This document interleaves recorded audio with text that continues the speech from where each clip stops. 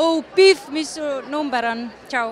Tšau, sa tead mu numbrit tegelikult ja mina sinu oma ka õnneks.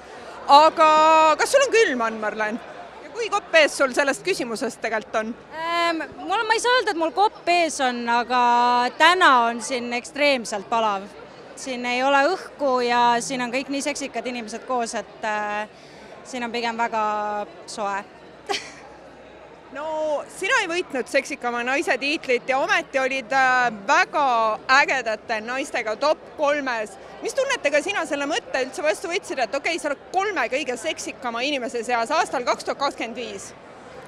Tead, ausalt öeldes ma ise vist arvan, et Maris ütles mulle just, et mõtle, et sul on veel 20 aastat aega jõuda sinna vanusesse, kus meie oleme ja endiselt olla seksikas. Ja ma arvan, nagu Evelin ka ütles, et seksikus võib-olla alles hakkab sellest vanusest, et ma ennast pean veel selliseks malbeks tütarlapseks ja jah, et ma ei oskagi vist kuidagi seda niimoodi vastu võtta, ma ei tea, kas inimesed üldse peaksid vastu võtma seda. Sa defineerida oskad seda, mis sinu jaoks on üldse seksikas või kes, et millised isiksuse omadused, millised välimuse omadused on üldse need, mis teevad inimese seksikaks, et ta üldse võiks ükskõik kas tabelitoppi jõuda või ka sotsmeediast keegi võiks talle öelda, et sa oled seksikas, et mis sinu jaoks on?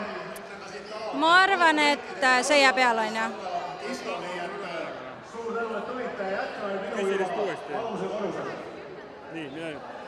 Kes või mis on sinu jaoks seksikas? Seksikus on, ma arvan, enesekindlus ja enesearmastus. Et võib-olla need sümboliseerivad minu jaoks seksikust. Et ma tahan ka kuidagi uskuda, et iga naine peaks hoopis sellel teekonnal enda seksikust vaatama. Kui oleks mõni teine auhind kõigist tänastest, mille vahel sa saaksid valida, mida sa endale ihaldaksid, oleks see sotsiaalmeediastaar, oleks see näitleja, oleks see aasta artist, milline võiks olla veel mõni auhind, mida sa väga ihaldaksid või hoopis mõni muu?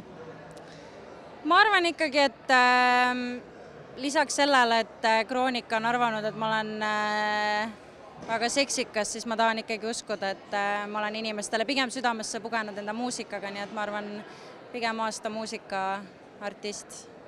No siinkohal on paslik küsida, et selleks, et kõik ei küsiks, kas sul on külm, on aeg kindlasti midagi uut ja põnevat teha. Millal me sult jälle midagi uut ja põnevat ootame, mis samasuguseks hitiks saab?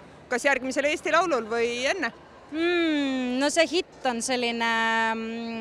Mina kunagi ei arvanud, et külmast minu selline hitlugu saab, millega ma kõikide inimesteni Eestis jõuan.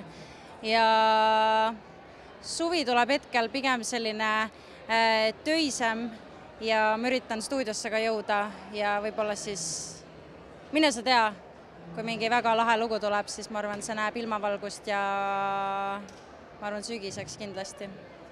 Jääme põnevusega ootama. Ja palju ilusat muusikat, palju inspiratsiooni ja palju kauneid suvehetki sulle. Aitäh! Aitäh teile!